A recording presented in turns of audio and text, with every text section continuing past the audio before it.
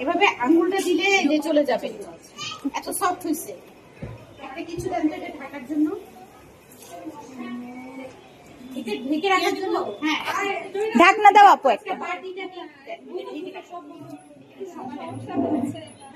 আচ্ছা, যখন আমরা এটা হয়ে গেছে না, আমরা কিন্তু খাবার সোডা এখনো ইউজ করি নাই। খাবার সোডাটা এটা রেস্ট দিব মিনিমাম 10 মিনিট। মিনিমাম আমার ময়দা এবং সুজি অ্যাড করার পর, আমি কিন্তু সুজিটা আগে অ্যাড করেছি, তারপরে ডলেছি, পানি ছিটা দিয়েছি, তারপর ময়দা অ্যাড করেছি, ডলেছি। এখন এটা রেস্টে দিচ্ছি। হ্যাঁ, এটা রেস্টে দিলাম 10 মিনিট ঘড়ি ধরে। এটা কিন্তু ঘড়ি ধরতেই হবে আপনার সব কাজ। হ্যাঁ, টাইমটা দেখতে হবে। 10 মিনিট। 10 মিনিট পরে আমরা খাবার সোডাটা অ্যাড করব। এবং খাবার সোডার কাজ কি কে কে জানে? যাতে ফুলে যায়। খাবার সোডার অনেকগুলো কাজ আছে। খাবার সোডা দিয়ে আমরা মিষ্টি বানাই বেশিরভাগ। কিছু কেকের মধ্যে আমাদের খাবার সোডা যায়, বেকিং সোডা যেটাকে বলি। আগে তো মা চাচিরা বলতো খাবার সোডা, তারপর খাবার পাউডার, এর ধরনের। আমাদের কত দেখেন, আমি কিন্তু কোনো তেল ইউজ করছি না, তেল হয়ে গেছে। এটাই হলো আপনার ড্রাই হয় না, এদিকেই আপনার সফট এটা আসছে, তেল হয়ে গেছে। ওই খাবার সোডাটা যেটা বেকিং সোডা, ওটা আমরা কেন পরে দিব?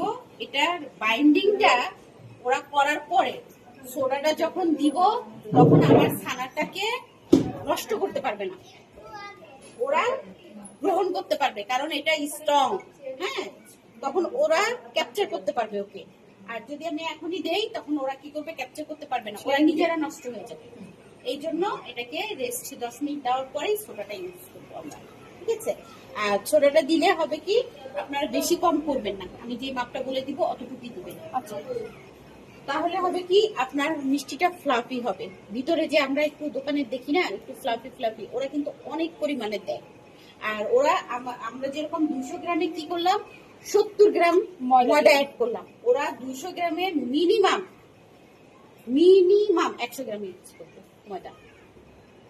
ভিতরে দলা হয়। হ্যাঁ, দলা পড়ে যায়।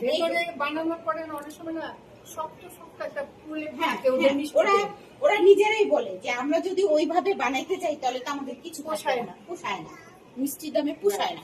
কিন্তু আমাদের কথা হলো, আমরা কখনো খাবারকে নিয়ে কম্প্রোমাইজ করব না। কোনো জিনিস আমার বিজনেস হবে না, আমার কাছ থেকে আমি বিক্রি করতে পারবো না। সে ভালো হলে তখন ঠিক বিক্রি হবে। আমি যদি সৎ থাকি, আমার খাবারের টেস্ট যদি একবার কারো জিভে লাগে, সে যত দাম হয় আসবে। ঠিক আছে? এক দোকানে আমি ঘি কিনতে গেছি, এটা অনেক আগের কথা, খুব আগের কথা। তো ঘি কিনতে গেছি, উনি আমাকে বললো 100 টাকার আছে, মানে কত গ্রাম জানো। তারপরে আবার একটু বাড়লো 150 টাকা, আবার বাড়লো 250 টাকা, এরকম করতে করতে উনি প্রায় 700 টাকা মতো